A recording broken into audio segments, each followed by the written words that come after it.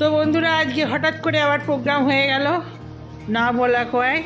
তো খেয়ে দিয়ে তখন রেডি হচ্ছিলাম, ভাবলাম বলি, তারপরে বললাম না না সারপ্রাইজ দেবো। তো হঠাৎ করেই বন্দে ভারত নতুন স্লিপার কোচ উঠে পড়েছি, বেরিয়ে পড়েছি। এবারে যেতে যেতে বলবো কোথায় যাচ্ছি। হঠাৎ করে মায়ের ডাকে উঠে পড়লাম। আজকের গন্তব্যস্থল পরে যেতে যেতে বলবো।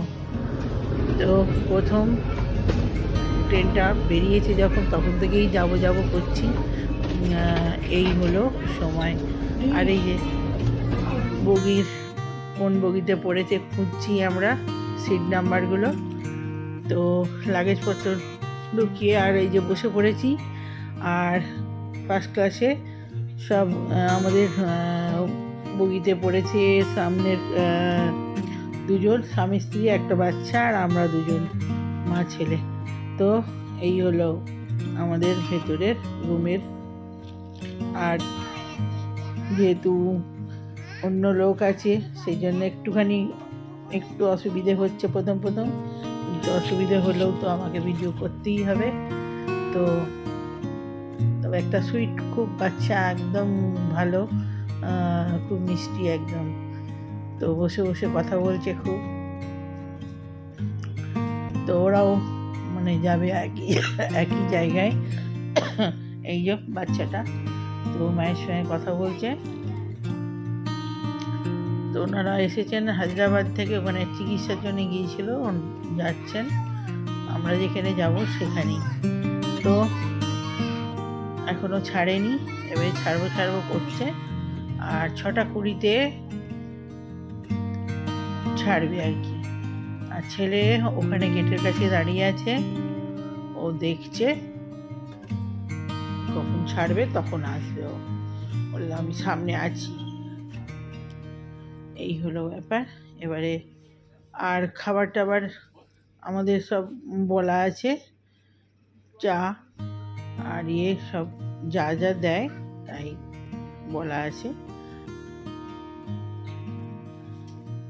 আমরা বিকেলে উঠেছি বলে সেরকম কিছু মানে টিফিন ফিফিন দেয়নি, একবারে চাটাই দেবে।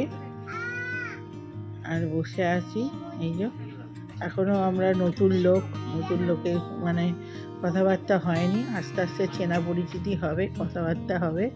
এই বাচ্চাটা খুব মিষ্টি, এত কথা বলছে, খুব ভালো। তো এবারে ট্রেন ছাড়বে মনে হচ্ছে। এ তো আমাদের ওই ট্রেনের মতো না, কোনো সিগন্যাল পাওয়া যায় না, যেমন ওগুলোর সিগন্যাল দিত ছাড়ার আগে। এটা তো কোনো মানে ওরকম কিছু শোনা যাচ্ছে না বাইরে। তবে কাঁচ দেওয়া আছে বলে শোনা যাচ্ছে না, মনে হয় বাইরে আওয়াজ পাওয়া যাবে, জানি না। আর আগের থেকে প্ল্যাটফর্মগুলো অনেক পরিষ্কার হয়েছে, ঝাঁ চকচকে। আগে ছিল এত নোংরা ছিল, একদম চকচক করছে এবারে দেখছি। মানে মোটামুটি আগের থেকে অনেক পরিষ্কার হচ্ছে, পোচা টোচা হয় মনে হয়। আগে যেখানে সেখানে পানির পিচ এসব পড়ে থাকতো, গুটখা। তো এবারে দেখছি অনেক পরিষ্কার। তো এবারে ট্রেন ছেড়ে দিল, এই যে হাওড়া ছাড়লাম। তো এখন 7-8 দিনের জন্যে বেরিয়ে পড়লাম হঠাৎ করেই প্রোগ্রাম হলো, হঠাৎ করেই। আর রয়ে বসে বেরোনার করতে গেলে না হয় না, হুট করেই হয় সব জিনিস। ওই জন্য কিছু কাউকে না বলেই, বলার সময়ও পাইনি, হুট করেই বেরিয়ে পড়েছি। এই কাজ ও কাজ সে কাজ হয়ে যায়, কিছু না কিছু কাজ এসেই পড়ে, হয় না। তো চলুন। আর সব থেকে বড়ো কথা, এখন এত বৃষ্টি হচ্ছে, যাবো কি যাবো না, হঠাৎ করেই প্রোগ্রামটা হয়েছে। ভীষণ বৃষ্টি, ভীষণ, মানে সারা দিন এখানেও বৃষ্টি হচ্ছে, ট্রেনে যেতে যেতেও বৃষ্টি হচ্ছে। এই হলো ব্যাপার। এবারে চাটা খেয়ে নেবো, নিয়ে একটু রেস্ট নেবো। সেই 2 দিন ধরে গোছগাছ হঠাৎ করে হয়েছে বলে রাত জেগে হ্যাঁ, 3টের সময় শুয়েছি, আবার উঠে পড়েছি সকাল সকাল। আবার আজকেও ট্রেনে আমার একটুখানি ঘুমের প্রথম প্রবলেম হয়, হ্যাঁ, অসুবিধে হয়। আর আমি করাচ্ছি এখন লেপের ওয়ার্ক। আমার সামনে যা সিটে আছে উনিও পড়িয়ে নিলেন, আর আমিও বসে বসেই যে বাইরে যেও কাজ, তো লেপের ওয়ার্কটা ছেলে বলছে আমি এমনিই গায়ে দিয়ে দেবো, কিন্তু আমি পরিয়েই দিলাম। আর এখন রাত্রি বাজছে 3টের সময় ঘুম ভেঙে গেছে, উঠে বাইরেটা দেখতে বেরোলাম কেমন। যাবো টয়লেটে, 3:30 বেজেছে, এই টয়লেটে যাবো, ঘুমাচ্ছিলাম। এখন কি রাত্রিবেলা শুয়েছি, প্রায় 1:30 বাজছে।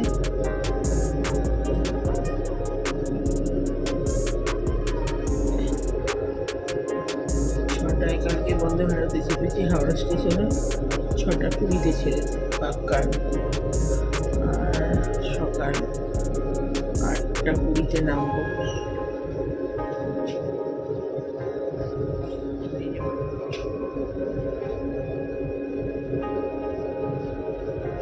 কিন্তু শতাব্দীতে যেমন সব চাটা এইসব ব্রেকফাস্ট এসব দেয়, কালকে তো ওতে কিছু দেয়নি সেরকম।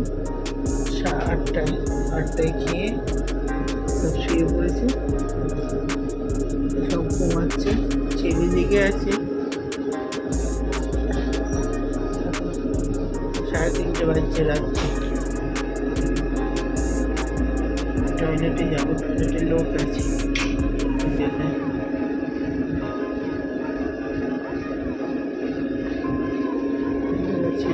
চুল ফুল সব একদম ঝাপড়ি ঝুপড়ি হয়ে গেছে। চলুন দেখি টয়লেট খালি হলো না।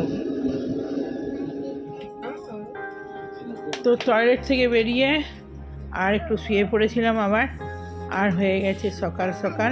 এই যে সব উঠে পড়েছি অনেকক্ষণ। ছেলেও নেমে পড়েছে, উপরে শুয়েছিল, আমি নিচে শুয়েছিলাম। তো চা উঠছে কিনা দেখছি। এখন বাজছে, আর কন্টিনিউয়াস বৃষ্টি হয়ে যাচ্ছে, যে কাঁচে জল। হ্যাঁ, চা ভোরবেলা অন্য ট্রেনে যেমন চায় করে, এখানে চায় তো বলেনি। আর কিছু কখন এরা দেবে তখন চা, তো ওই জন্য বারবার মুখটা বার করে দেখছি কখন চা দেবে। তো ফ্রেশ হয়ে রাত্রিবেলা নাইট ড্রেস পরেছিলাম, তারপরে আবার উঠে ড্রেস চেঞ্জ করেছি সকালবেলা, একটু ধুয়ে এসে। আর এখানে একটু দাঁড়িয়েছে, তো সব পাখি তো চা দিয়েছিল, চা আর কি দিয়েছিল, একটা কেক দিয়েছিল, আর একটা খুব সুন্দর বিস্কুট দিয়েছিল, আর চা নিইনি, কফি নিয়েছি। হ্যাঁ, তো ওই খেতে এবারে নামবার সব চিড়িয়াখানা হয়ে রোজগার, বেশি দেরি নেই। তো আমি ভয়েস দিচ্ছি, আর এই যে গন্তব্যস্থলে এসেই পড়েছি প্রায়। আর এখানের এই যে সিনারি দেখছেন, চেঞ্জ হয়েই গেছে, পাহাড়ের উপরে মাথা থেকে ধোঁয়া হয়ে আছে একদম, এই যে বর্ষাকালের রূপ। আর এই যে সব মাঠে ধানও চাষ হচ্ছে, ধান রোয়া হচ্ছে, আর কত সুন্দর প্রকৃতির সব দৃশ্য। আর ঝিমঝিম করে বৃষ্টিটাও হয়েই যাচ্ছে। তো বৃষ্টিটা খুব মানে সারাক্ষণ হচ্ছিল, ভাবছিলাম যে বৃষ্টিটা মানে কখন থামবে, যে আমরা যাচ্ছি এখনই বৃষ্টিটা এত হচ্ছে। যাই হোক, বেরিয়েছি, যাবো, সে চিন্তা না করি। তো ভালোই সব যা মনের ইচ্ছা আছে সেগুলো পূর্ণ হলেই ভালো। এত সুন্দর পাহাড়গুলো লাগছে, আমি এমনি পাহাড়ের মানে ভক্ত, পাহাড়গুলো যেন একদম হাত দিয়ে ছুঁয়ে বেরিয়ে যাচ্ছে, খুব সুন্দর। আমার বরাবরই একটু পাহাড়ের প্রতি টান। তো বর্ষাকালের দৃশ্য এমনিই আলাদা, যত যাই হোক। বর্ষাকালে পাহাড় একরকম, আর শীতকালে পাহাড় একরকম। তো আমরা শীতকালই বেশিরভাগ যাই, বর্ষাকালে আর হয় না। তবে গোছগাছ হয়ে গেছে, এবারে নামবো। নামার সময় হয়ে গেছে, সব লাগেজপত্র গোছানো হচ্ছে, সব নামাবো। আর তো এই যে কি সুন্দর সিন দেখতে দেখতে জার্নি। আমাদের আসার দিনও এই ট্রেনই আছে, আর যাওয়ার দিনও। আর এই যে রেডি হয়ে বসে রয়েছি, চুল টুল কিছুই আজরায়নি, এরকমই এই অবস্থায় ঘুম থেকে উঠেছি, মুখ ভারী হয়ে আছে।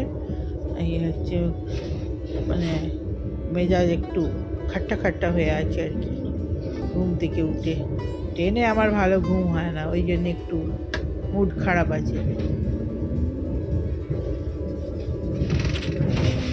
আমি এই জন্য বেশি লং জার্নি ট্রেনে যাতায়াত করলে কী হয়, কুপে হলে একটা ভালো হয়, যতই হোক একটা কিরম লাগে আর কি।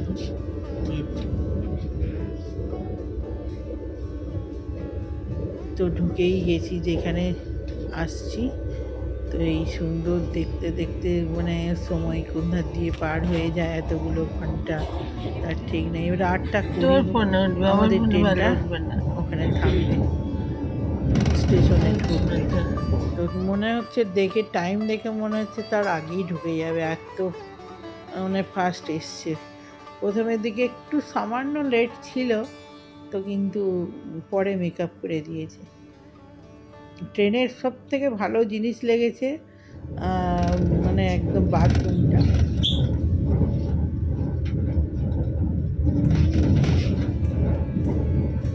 আর এই যে চলে এসেছি ব্রহ্মপুত্র নদী, এই নদীতেই পরে যাব সব নৌকায় চেপে টেপে। আর নদী একবারে দুকুল একবারে ছাপানো, এদিকে বন্যাও হয়েছে ভীষণ, মানে সেই স্রোতই বয়ে যাচ্ছে।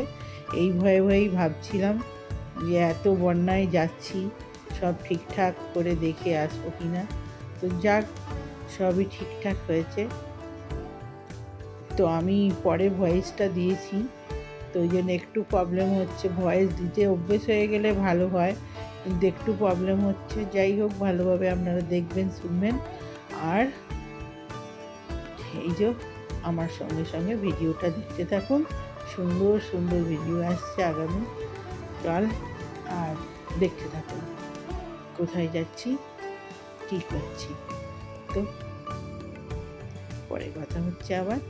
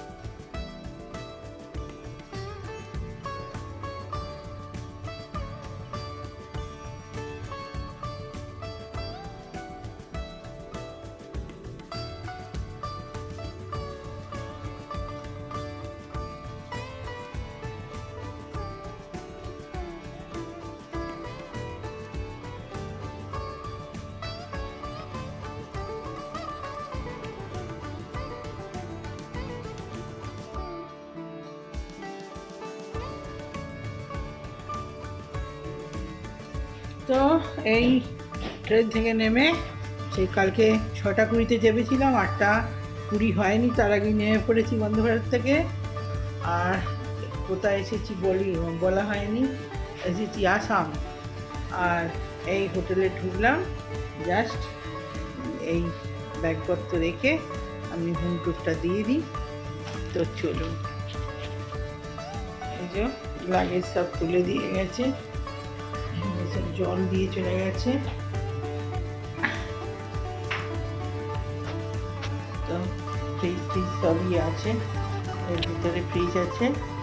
আর এই যে লাগেজ,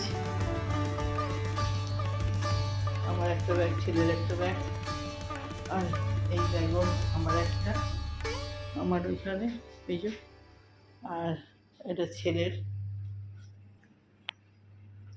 আর একটা ওয়ার্ড্রপ, এখানে বসে খাওয়ার জন্যে চেয়ার টেবিল, ওখানে একটা চেয়ার টেবিল, এখানে টিভি,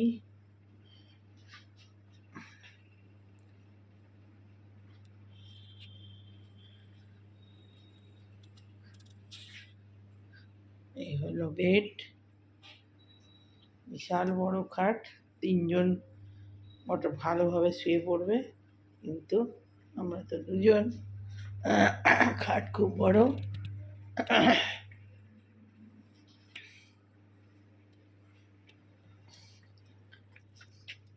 আর এই হলো বাইরের ভিউ।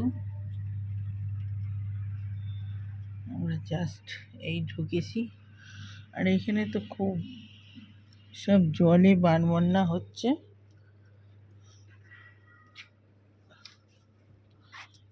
তো আর এই বাবু ওয়াইফাই নাম্বারটা জানা হলো নি তো। এখানে একটা আয়না দেওয়া আছে খুব সুন্দর বড়। এই হলো বাথরুম। বাথরুম খুব বড়, বিশাল, অন্য জায়গার মতো ছোট ছোট না। এখানেও খুব সুন্দর আয়না, বেসিন, আর এখানে সব দিয়েছে। এই যে